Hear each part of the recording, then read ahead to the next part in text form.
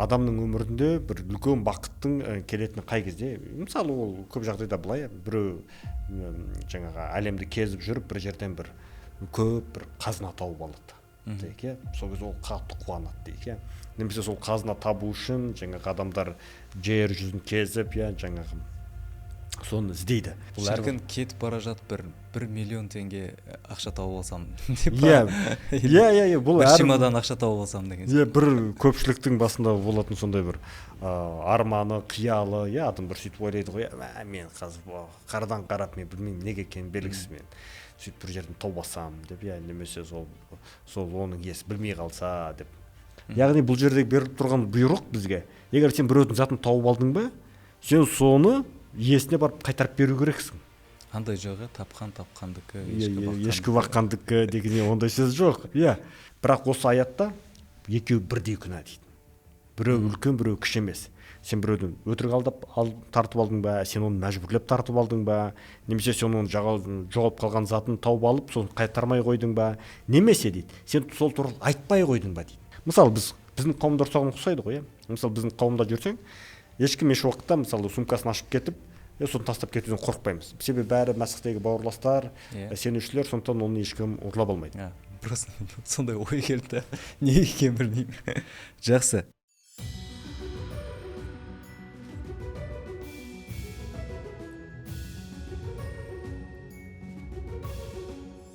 Сәлем достар, киелі кітап әңгімелер подкаст каналына қош келдіңіздер. Сіздердің білулеріңіз бойынша алдыңғы подкасттарда біз 4-5 тарауды Леуліктер кітабын оқығанбыз. Сол жерде құрбандықтар жайында және сүйіспеншілік жайында көп тақырыптар қозғалды. Талант мырза, қош келдіңіз. Сізді көргеніме өте қуаныштымын. Иә, рахмет. Мен де осы каналдың барлық көрермендеріне сәлем. Бүгін біз ары қарай жалғастырып сізбен бірге 6-шы тарауды бастасақ, 6-шы, 7-ші тарауларды бүгін талқыласақ. Енді 6-шы тарауды 1-ші аяттан бастап кішкене оқып шолып өтек. Көрермендерге де бұл жерде не туралы айтылатыны жайында түсіндірме, жалпы түсінікті болу үшін. Бұл жерде былай деп жазылған екен. Жаратқан ие Мұсаға тағы да нұсқау беріп былай деді. Егер біреу басқа бір кісінің өзіне сеніп тапсырған немесе қарамағына қалдырған нәрсені не өтірік айтып, не ұрлап, не мәжбүрлеп иемденіп алса, немесе біреудің жоғалтып алған нәрсесін тауып алып, ол туралы айтпай, антпен де мойындамаса, немесе адам осы сияқты басқа да күнә жасаса, онда сол адамның жаратқан иеге де опасыздық жасағаны деді. Енді бұл 1-ші аяттан бастап 3-ші аятқа дейін осы туралы жазылған екен. Енді ары қарай да талқылаймыз. Жалпы осы жер туралы сіз не ойлайсыз? Жалпы 6-шы тарау туралы түсіндіріп беріп кетсеңіз. Негізі біз осы аяттарды оқып отырғанда, осы 6-шы тараудың 1-ші, 2-ші, 3-ші аяттарын негізі осы Исаның бізге берген нақыл сөздерінің көбін түсіндіріп бере алады. Осы аят немесе соны түсінуге көмектеседі. Енді былайынан қарайық. Мысалы, біздің қазақ халқының көп ертегілерінде, тек қазақ халқының емес, кез келген халықтың жаңағы ауыз әдебиетінде, тіпті жазбаша әдебиетінде адамның өмірінде бір үлкен бақыттың келетіні қай кезде? Мысалы, ол көп жағдайда былай, біреу жаңағы әлемді кезіп жүріп, бір жерден бір көп бір қазына тауып алады дейік, иә. Сол кезде ол қатты қуанады дейік, иә. Немесе сол қазына табу үшін жаңағы адамдар жер жүзін кезіп, иә, жаңағы соны іздейді. Немесе әлгі пираттар, жаңағы бір қалып қойған бір нәрсені тауып алуды әрдайым іздейді, жаңағы еңбек етпей, ештеңеге, сол үшін жұмыс істемей, өзінен өзі менің басыма қазір бір үлкен бір байлық құлап түссе екен деп адам армандайды. Шіркін кетіп бара жатып бір миллион теңге ақша тауып алсам деп. Бұл бір чемодан ақша тауып алсам деген. Бір көпшіліктің басында болатын сондай бір арманы, қиялы, адам бір сөйтіп ойлайды ғой, мен қазір қардан қарап, мен білмеймін неге екенін белгісіз, мен сөйтіп бір жерден тауып алсам деп, немесе сол оның иесі білмей қалса деп сөйтіп ойлайды. Енді бірақ бұл аяттар бізге айтады, сен ешқашан еш уақытта басқа біреудің мүлігін иемденбе дейді. бізге тура солай айтады ғой. Егер біреу басқа бір кісінің өзіне сеніп тапсырған немесе қарамағына қалдырған нәрсені не өтірік айтып, не ұрлап, не мәжбүрлеп иемденіп алса, немесе біреудің жоғалтып алған нәрсесін тауып алып, ол туралы айтпай, антпен де мойындамаса, немесе адам осы сияқты басқа да күнә жасаса, онда ол сол адамның жаратқан егеде опасыздық жасаған дейді. Мына жерде қарасақ, күнәнің әртүрлі категориялары берілген. Біз үшін, мысалы, біздің өмірімізде мен біреудің барып ұрып соғып тартып алғанмен, көшеден кетіп бара жатып, мысалы, сенің айфоныңды тауып алып, оны саған бермей қою, біз үшін бұл жаңағы екі категориядағы күнә. Біріншісі, мен сені ұрып соғып, сенен тартып алдым. Ал екіншісі, мен сенің затыңды бір жерден тауып алдым да, ол саған қайтармай қойдым. Бірақ осы аятта екеуі бірдей күнә дейді. Біреу үлкен, біреу кіші емес. Сен біреуді өтірік алдап тартып алдың ба, сен оны мәжбүрлеп тартып алдың ба, немесе сен оны жоғалып қалған затын тауып алып, соны қайтармай қойдың ба, немесе дейді, сен сол туралы айтпай қойдың ба дейді. Яғни бұл жерде беріліп тұрған бұйрық бізге, егер сен біреудің затын тауып алдың ба, сен соны иесіне барып қайтарып беру керексің. Андай жоқ, тапқандікі, ешкі баққандікі деген ондай сөз жоқ. Бұл жерде ше. Енді немесе дейді, біреу саған аманат етіп тапсырып кеткен нәрсені, сен де оны мысалы өзіңе иемденіп қалуыңа болмайды. Біреудің затына, басқа біреудің мүлігіне еш уақытта, еш қашанда сұқтануға болмайды. Бұны беріп тұрған бізге заң сондай. Сен оны, егер өзіңдікі қылып меншік етіп алсаң, сен сол үшін кінәлі боласың дейді. Енді мысалы 4 жылда осы ізгі хабарларда Матай, Марқа, Луқа, Жохан жазған хабарларда көбіне беріледі, әсіресе Матай жазған хабарда жаңағы нақыл сөздерді осыған келіп, осы туралы, жаңағы адам бір жаққа кетіп бара жатқан кезде өз үй үшін жаңағы бір адамдарға өзінің қызметкерлерін тапсырып кетеді дейді. Мысалы, Матай жазған хабар 24-ші тарауды ашып оқысақ, қазір мен сіздерге бір кішкене нақыл сөздер бойынша. Матай жазған хабар 24-ші тарау 45-50 аяттар. Иса сөзін одан әрі жалғастырып былай деді, Матай 24-45-50. Адал да саналы қызметшідей болыңдар дейді. Қожайыны бір қызметшісін үйіндегі өзге малайлардың үстінен қарап, ас суларын уақытылы беруге тағайындады. Қожайыны қайтып келгенде оның өз міндетін атқарып жүрген көрсе, сол қызметші бақытты. Сендерге шынымен айтамын, оны бүкіл меншігін қараушы етіп тағайындамақ дейді. Ал егер әлгі қызметші жаман болып, іштей қожайынның жуырда келе қоймас деп, өзге малайларды ұрып соғып, маскүнемдермен бірге ішіп жеп думандатса, онда қожайыны күтпеген күн ойламаған сәтте келіп, оны аяусыз жазалап, 200-лердің кебінін кигізеді. Сонда ол зар еңіреп, жылап, қинала тістенетін болады дейді. Осы нақыл сөзді және осыған ұқсас көптеген нақыл сөздерді түсіну үшін, жаңа осы леуліктердегі біз оқыған 6-шы тараудағы 1-3 аяттар бізге өте қатты көмектеседі. Неге? Себебі біз біреудің затын, біреудің мүлкін ешқашан еш уақытта өзіміз иемденіп алмауымыз керек. Және осы Исаның беріп тұрған осы жаңа нақыл сөзіне сай, басқа біреудің затын бізге егер уақытша беріп кетсе, сол адам қалай қараса, біз де солай қарауымыз керек. Егер сен маған қазір телефоныңды тапсырып кетсең, сен андағы телефоныңды мен қалай осы жерге құлатып, лақтырып солай ұстамауым керек. Керісінше сен оған қалай қарасаң, мен де солай ұстауым керек. Мынаған ұлан қалай қараушы еді, мен де оған солай қарауым керек. Бұл бізге берілген бұйрық. Біз ешқашан еш уақытта жаңағы өзгенің затын иемденіп алмауымыз керек. Ал егер ол бізге тапсырып кетсе, оны біз оған біз немқұрайлы қарамауымыз керек. Жаңағы право на собственность, былайша айтқанда. Қазақта да сөз бар ғой, аманатқа қиянат жасамаңдар. Аманатқа қиянат жасамаңдар деген сөз бар. Сондықтан мысалы жаңағы біз өткен жол мишпат деген туралы айттық. Сол мишпат жаңағы ол әділдікке негізделген қоғам. Егер мен бір ауылда өмір сүріп жатырмын дейік. Егер мен ауылда өмір сүріп жатырмын, сол ауылда мысалы 1000 адам бар дейік. Егер біз 1000 адам бәріміз осы аятқа келіссек, мен ешқашан еш уақытта үйімнің есігін құлттамаймын. Мен ешқашан еш уақытта машинамның есігін құлттамаймын. Егер мен бір затымды жоғалтып алсам, бір жерде мен білем, оны міндетті түрде маған біреудің қайтарып әкеліп беретінін. Немесе мен ешқашан еш уақытта жаңа өзім затымды жоғалтып аламын, ол маған қайтып келмейді деп қорықпаушы едім. Егер мен сондай қоғамда өмір сүріп жатсам, ол біріншіден маған жақсы, екіншіден менің маңайымдағы адамдарға жақсы. Жаңағы бұл осы берілген бұйрық, осы леуліктердегі бірінші осындай бұйрық. Сендер сен тек адам, тек Құдаймен ғана қарым-қатынаста болып, тек оған ғана дұға етіп, оған ғана бір діни парыздарды өтеуі Құдайдың алдында жеткіліксіз. Оның әділ болуы үшін. адамның әділ болуы үшін ол міндетті түрде өзінің тұрып жатқан қоғамына бірінші орында ешқандай қауіп төндірмеу керек, екіншіден өзі өмір сүріп жатқан қоғамға ол жақсылық жасау керек. Мен қауіп төндірмейтін, мен сенің затыңды ұрлап алмаймын, саған жақсылық жасайтыным, егер сен затыңды жоғалтып алсаң, мен соны тауып алсам, мен саған әкеліп беремін. Бұл мен жаңағы өзімнің тұрып жатқан қоғамда мен ешқашан немқұрайлы немесе өзім тұрып жатқан қоғамға мен бейтарап болмаймын. Мен өзім тұрып жатқан қоғамда соның былайша айтқандай активный дейді ғой, сондай мүшесі болуым керек.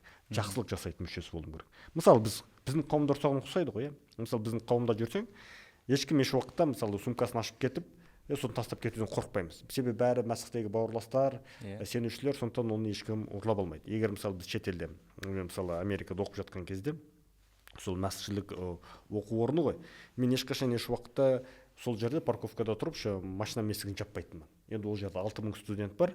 Себебі мен білемін, ол жердегі мәсіхшілердің ортасы жаңағы машинамды ешкім келіп тонамайды.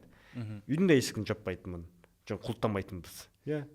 Себебі мен білемін, ол жерде ешкім келіп менің үйіме кіріп, қазір мені тонамайды. Себебі бәрі ол жердегі мәсіхшілер. Забор да жоқ андай, қоршау да жоқ. Қоршау да жоқ, забор да жоқ. Ал бүгінгі бірақ өкінішке орай, біз егер забор салып, сигнализация қойып, камера орнатып қойып десек, ол жерде затың тұра ма, тұрмай ма, ол жерде ол белгісіз. Шынымен де өте қызық. Сіз енді шетелде өмір сүргеннен кейін ол жақтың культурасын, жаңағы түсініктерін Қазақстанмен салыстыра аласыз. Жақсы. Ары қарай осы 6-шы тарауда көбінесе осы нұсқаулар берілген.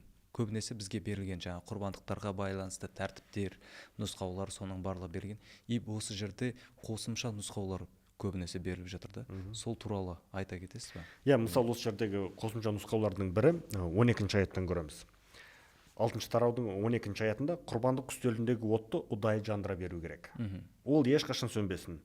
Әр күні таңертең діни қызметкер оған ағаш отын салып, оттың үстіне түгелдей өртелетін құрбандықты салып, өртесін және онда қарым-қатынасқа ризашылық білдіретін құрбандығының майлы бөліктерінде өртейтін болсын.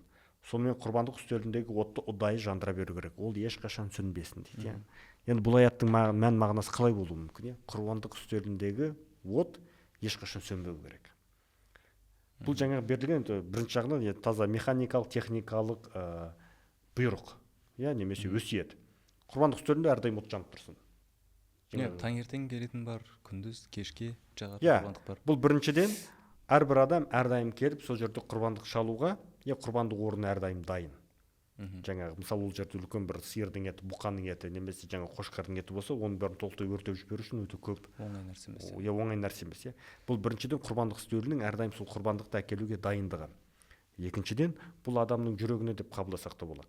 Себебі адамның жүрегі әрдайым осы Құдайға деген оның бағышталғандығы, оның Құдайға деген берілгендігі, оның өміріндегі Құдайдың сөзі жаңағы сол от сияқты ешқашан сөнбеу керек. Әрдайым жанып тұру керек, әрдайым дайын. Ондай адам әрдайым қызмет етуге дайын. Ондай адам әрдайым жаңағы құрбандық жасауға дайын. Ондай адам әрдайым тек настроениесі бар кезде, жоқ кезде, немесе жаңағы рухани настроениесі осы діншілдік асып бара жатқан кезде ғана жақсылық жасамайды. Ол 24/7, ол әрдайым ол сондай адам. Жаңа құрбандық оты сөнбесін дегенді біз осылайда қолдана аламыз. Менің өмірім жаңағы құрбандық үстеліндегі от сияқты болсын, ешқашан сөнбейтін деп біз қолдана аламыз. Енді ол қалай болады, енді ол әркім үшін әрқалай. Мысалы кейбіреулер болады. Киелі кітап оқу деп айтайықшы, біздің өмірімізде осы біздің мәсіхшілігіміздің көрсеткіштерінің бірі. Мен қай кезде киелі кітапты оқимын? Мен күнде киелі кітап оқимын ба, әлде аптасына бір рет киелі кітап оқимын ба, әлде мен жылына бір рет киелі кітап оқимын ба, әлде мен мысалы қауымға қай кезде барамын? Тек мен настроением жақсы болған кезде ғана барамын ба, әлде менің жаңа көңіл күйім жақсы болған кезде, әлде мен көңіл күйім төмен болған кезде мен қауымға бармай қоямын ба? Яғни менің жаңағы әрдайым соған дайын болу ғой, әрдайым даяр тұру. Құдайға қызмет етуге, және өзім маңайымдағы адамдарға жаңағы жақсылық жасауға, сол Құдайдың атынан. Менің жүрегім әрдайым Құдай үшін дайын. Сондай болып өмір сүруіміз керек. Әр адам осылай айта алу керек. Менің жүрегім әрдайым Құдайға дайын деп. Андай бір вечный огонь деп қойып қойылым бар еді ғой. Андай вечная память деп сөйтіп от жанып тұрады ғой. Сол сияқты. Жаңа Құдайдың бізге берген бұйрықтар ешқашан біздің ойымыздан шықпау керек те. Біз әрдайым дайынбыз. Мысалы кез келген жағдайда, кез келген ситуацияда, мысалы сен көшеде кетіп бара жатып, бір нәрсені тауып алдың ба, сен ойланбайсың, о, мынау Құдай мені жарылқады, қандай жақсы деп ойламаймыз. Керісінше мынаның иесі бірақ кім? олай ойлауы да мүмкін кейбір адамдардың да. Мен қиналып тұрған жерден 10 000 теңге тауып алдым деп. Бұның иесі кім деп соның иесін іздестіруіміз керек. Бірінші орында ше. Иә. Баяғыда айтатын еді, папам, тауып алсаң, бір зат тауып алсаң 3 рет айқайла, мынау кімдікі деп. Анда ақырын айқайлап жүрмей, мынау кімдікі деп қалды. Сала салып деп. Жақсы, әрқашанда жанып тұрған от сияқты біздің де жүрегімізде. Иә. Сонымен қатар осы жерде тағы да осы қосымша нелер бойынша, осы нұсқаулар бойынша. Мысалы 6:23-те, Леуліктер 6:23-те біз мынандай нәрсені оқимыз. Діни қызметкердің өзі ұсынған әрбір астық тартуын түгелдей өртеп жіберу керек. Оның ешқандай бөлігін жеуге болмайды дейді. Иә. Осы жалпы 5-6 тараулар құрбандықтар туралы, және бұл құрбандықтардың басым көпшілігі жаңағыдан күнә жасап қойғанда құрбандықтар. Бірақ Құдайдың алдына әкелетін құрбандық тек күнә жасаған кезде ғана құрбандық емес қой. Мысалы 7-ші тараудың ортасында, осы 7-ші тараудың, қазір өтірік айтпасам, 11-16 аяттарда ризашылық құрбандығы бар. Енді оның бір ерекшелігі, сол ризашылық құрбандығынан адамға жеуге рұқсат етілген. Осы құрбандықты бірінші күні жеуге болады, одан келесі күнде жеуге болады, тек 3-ші күні ғана жеуге болмайды. 3-ші күні жеуге болмайды. 3-ші күні ол етті уже жеуге болмайды. Бірақ бірінші, екінші күндері ол еттен жеуге рұқсат етілген, жаңағы құрбандық етінен. Жалпы ереже сондайда, егер жаңағы күнә үшін берілген құрбандықтан жеуге болмайды, ал ризашылық үшін келген құрбандықтан сен керісінше жеп тауысу керексің соны. Бұл да бір сондай символикалық тұрғыдан біз үшін үлкен сабақта, Құдайдың алдында мен қандай жүрекпен келемін. Ризашылықпен жүрекпен келген кезде ол бір бөлек, және мен оның алдында кінәлі болып келіп тұрған кезінде ол жаңағы бір бөлек жағдай. Сосын осы жерде жаңа жеу керек деген кезде соны еркек кіндікті, еркек атаулылар ғана жеу керек. Және көбінесе мен оқығанда Құдайдың алдында осы нәрселер істеу керек деп. Яғни жаңа киелі шатырда, киелі жерде, осы құрбандық шалынған жерде, сол жерде жеу керек деп. И осы жерде бір Магидің, бір доктор Магидің айтқаны бар. Неліктен осы Құдай алдында осы нәрсені істеу керек дегенде, жалған пайғамбарларға табынып кетпеу үшін деп айтып жатыр да. Яғни құрбандықты сол жерде сол заманда басқа да жалған құдайларға құрбандықтар шалу және соларды ет жеу, сондай бір тәртіптер болып, сол нәрселерге кетіп қалмас үшін Құдай алдында осы нәрсе істелу керек деп айтылады. Енді біз магиямен дауласатын біз кімбіз, магия қайда, біз қайда. Енді солай болса солай шығар, ол рас, бірақ ол кезде адамдардың басқа да жалған құдайларға, жалған тәңір пұттарға құрбандық шалатыны, ол деген кеңінен таралған жаңағы практика болатын. Мүмкін, мүмкін. Жақсы. Тағы да 7-ші тараудан бір ойларыңыз бар ма? Бір қандай да бір арам нәрсемен жанаспау туралы, сол туралы мысалға. Ол да адамды арамдайды. Ол туралы не айтайық? Неге десең, мен сразу айтамын. Неге десең, бұл жерде жазылмаған дейсің. Қызық. 16 minutes, 16 minut болды.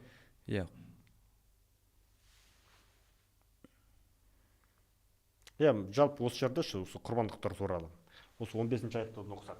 Ал егер адамның құрбандығы ант етілген, немесе өз еркімен ұсталған тарту болса, соның еті құрбандық шалынған күні желінсін. Ал оның қалған етін келесі күні жеуге болады. 11-ші тараудан оқимыз. Адамның жаратқан егенімен қарым-қатынасына ризашылығын білдіретін құрбандықтар мен тартулар ұсыну жайлы нұсқаулар мыналар дейді. Осы 12-ші аяттан бастап ары қарай жалғастырады.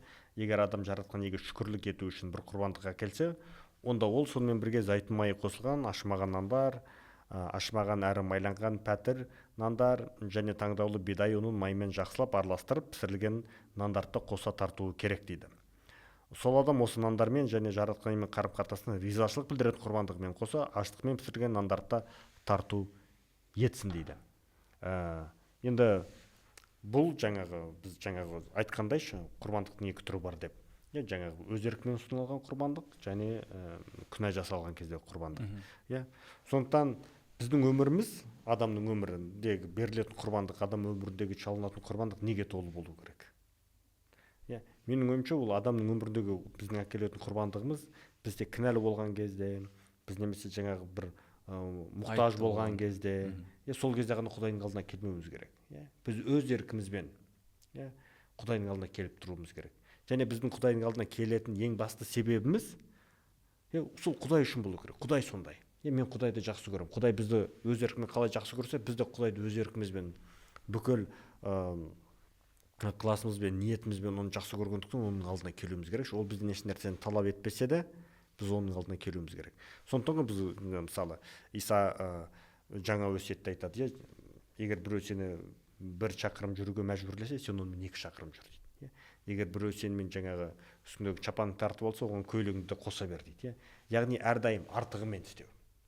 Мысалы біреу сенен келіп мұқтаждық сұрады дейді, мысалы айтты дейік, саған біреу айтты, маған 5000 теңге керек болып тұр деп, сен сұрайсың, не үшін деп. Мысалы, егер оның жауабы былай болса, маған 5000 теңге керек, себебі үйде жейтін тамақ жоқ десе, егер сен тек 5000 ғана бере салсаң, тек 5000 ғана берсең, сен өте қатыгез адамсың. Оны сұраған бердім ғой деген. Себебі сен оны не үшін сұрап тұрғанын білесің. Ол үйінде, менің үйімде жейтін тамақ жоқ деді.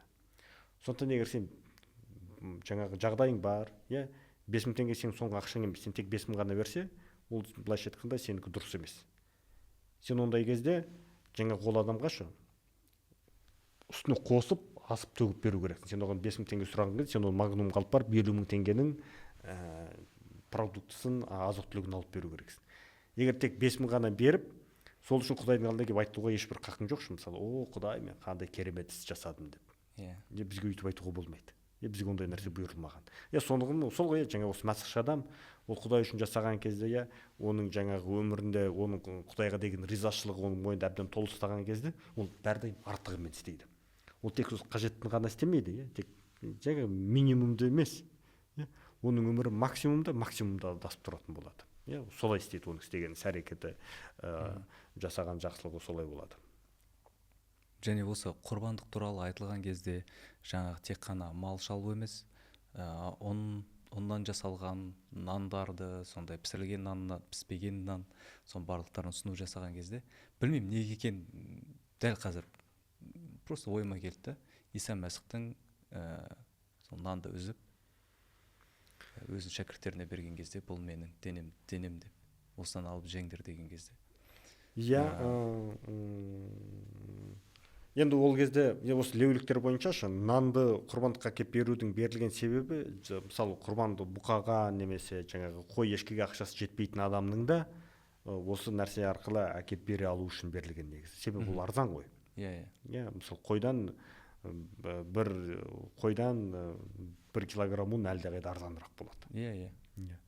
Сол үшін берілген негізі. Просто сондай ой келді, неге екенін білмеймін. Жақсы. Рахмет, мен ойлаймын, жақсы подкаст болды бүгін күнде де. Жаңағы күнәлар жайында, азғырылу жайында, немесе 1 миллион ақша тауып алу жайында көптеген жақсы, жалпы біздің өмірімізде күнделікті қойылатын сұрақтарға байланысты да жақсы жауаптар болды деп ойлаймын. Сондықтан тыңдағандарыңызға рахмет. Тыңдап, өзіңізге керектігін аласыз деген үміттемін. Келесі кездескенше сау болыңыздар. Рахмет сізге, Талант мырза. Рахмет.